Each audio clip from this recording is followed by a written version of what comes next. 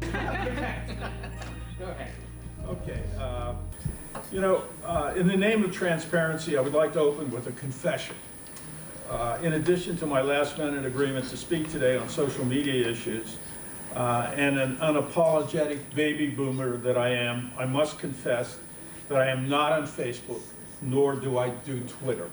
Okay? In fact, I have serious reservations about the benefit of participating in either of these social media outlets, which I would be happy to address in the Q&A segment of the discussion. Nevertheless, I'm on LinkedIn. I use YouTube. I rely on Google and have 2 email addresses, text frequently, and regrettably, I'm addicted to my cell phone. Okay? So, I teach at George Mason University in the graduate and undergraduate level, do food security, but I teach a globalization course where social media is a significant element of the globalization course.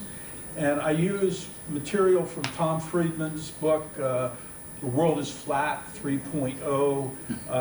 Thank you for being late, An Optimist Guide to Thinking in the Age of Accelerations. That was issued or written back in 2016. And then on the other side, I use a guy named Fuchs, Christian Fuchs. He's a Marxist. He teaches at the University of Westminster in the UK, and he has written a text on social media, A Critical Introduction, and that was in 2017. So Friedman has been the perpetual optimist about social media, despite his kind of realistic, incisive foreign policy views, which I agree with. He has been so optimistic about social media, it has been disgusting at times. He talks about an inclusive, transparent, and accountable global and national political system evolving from a participative, internet system. Fuchs, on the other hand, provides a far more skeptical, critical analysis of the potential of social media. I'd like to begin my presentation by citing Marshall McLuhan, who wrote in his 1964 book, Understanding Media, the Extension of Man, the medium is the message, which underscored the intrinsic effects of communication media. In the case of social media, the medium is indeed the message, okay? With the explosion of a series of technological and human adaptations that have catapulted communication in the 21st century into a brave new world of accelerated technological innovation that demands an equivalent multi-dimensional response and adaptation from humans. The fundamental question remains, will technology drive the human condition, or will humans adapt the technology as a tool to enhance a morally centered, functional universe? So, social media is a paradox. Freedom versus license. Inclusiveness versus restrictiveness. Participative culture versus economic power.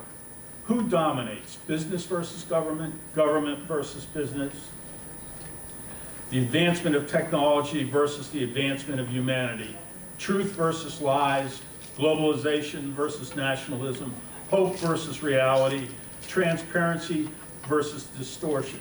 These are some of the key areas, the paradoxes that result from social media. Examples of social media's impact on global and national society include the Occupy movement, the Arab Spring, Black Lives Matter, WikiLeaks, the illusion of meaningful participation in unrealistic expectation, and the reality of democratic suppression. The rise and denial of optimistic expectations, and the failure to translate superficial participation into real, substantive political change. When you look back at, let's say, the Arab Spring, there was a lot of hope. Social media was a driving factor, critical tool in marshaling that type of political will. It did not last. It created an expectation that wasn't fulfilled. And that's something to keep in mind when we talk about the dynamics of social media. To make a distinction between that and what goes on in America, because that's not the case in America. Well, Black Lives Matter, And the women's movement, and the women's movement, any number of examples. So Yeah.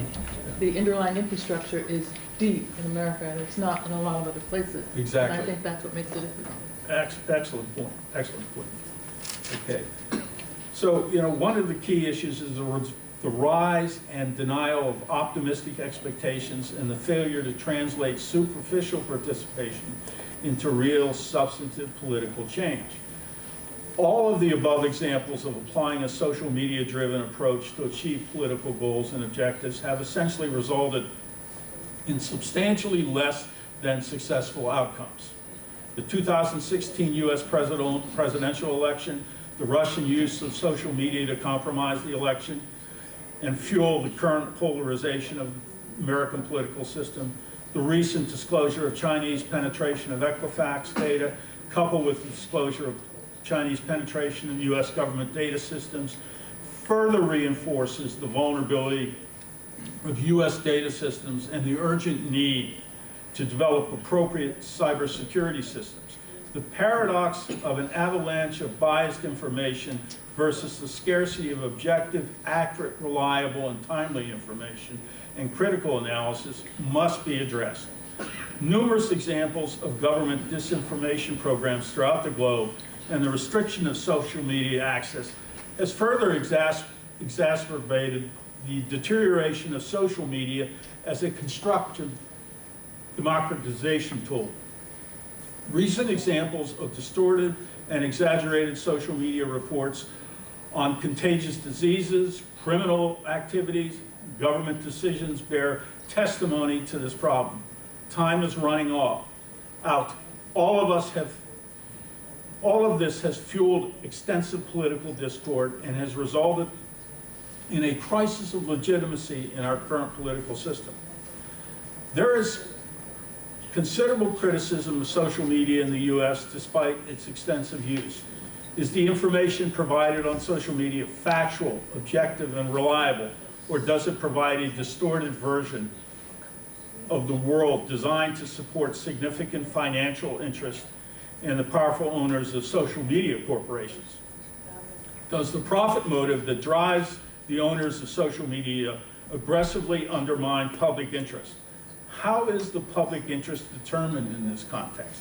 Has the distortion of information by social media resulted in a substantial decline in informed, analytical, and most importantly, critical thinking, essential to the continuation of a viable and vibrant democratic form of governance? The personal and institutional misuse of social media has created serious concern about the need for regulation.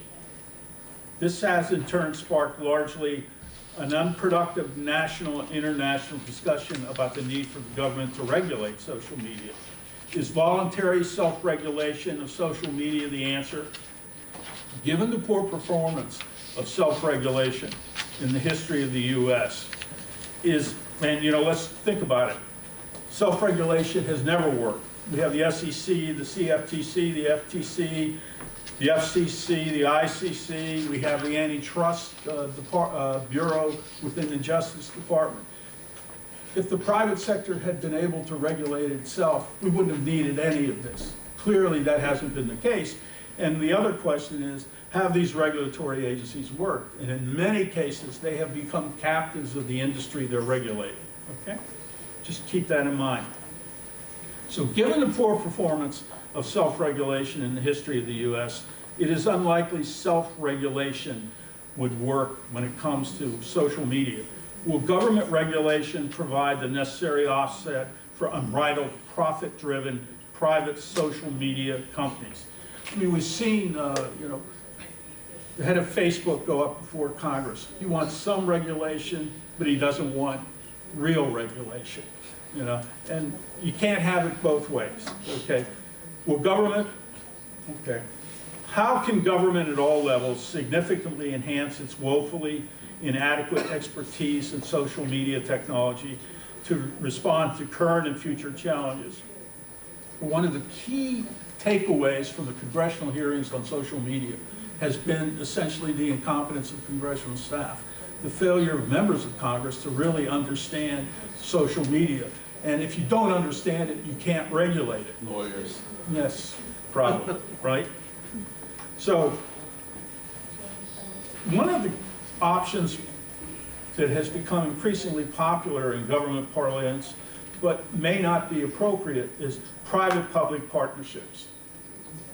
Would they provide a more attractive and effective option? And with private-public partnerships, you're talking about profit-motive private companies, public interest government agencies, NGOs. Is there a way to create a compatible entity where each can participate and work together? I think that's a big challenge for the rest of the 21st century. How can government at all levels significantly enhance its woefully inadequate expertise in social media technology to respond to current and future challenges? Do we need a national social media agency, internet agency? You know, can we triumph over ideology when it comes to practicality? That for this country to succeed in this area, government has to be involved in a way that works cooperatively with the private sector, but at the same time protects the public interest, which I think is crucial. Does both the private sector's and government's failure to address multiple questions and vulnerabilities concerning cybersecurity, management, monitoring, control and oversight of social media threaten the viability of the current social media system? And more importantly, does it threaten the stability of the U.S. political and economic system? So developing, and this is a key point that I always talk about in class, and students seem to be so woefully ignorant of, political will. Okay, how do we create political will? Developing the necessary political will involve all government and private sector institutions. They're going to have to address the challenges, okay? And the question here is, what is political will? Political will is when there is a perceived problem. Let's say like 9/11, the consequences of 9/11, or the AIDS virus. Or, you could talk about the coronavirus today. We'll see how that develops. There is a consensus among all entities in the country, the Congress, both parties, the executive branch, the private sector, the NGO community, the general public at large, that there is a problem and something has to be done, and that we need to work together to do it. That is a rare moment in American history. And often it is driven not by positive reasons, but by negative reasons, fear. And so, that type of consensus is necessary. And developing political will out of a consensus like that may result in a more positive effort to deal with social media. So my hope is that a decision reflecting a mature political will occur, and we'll move forward on it. Thank you. Perfect.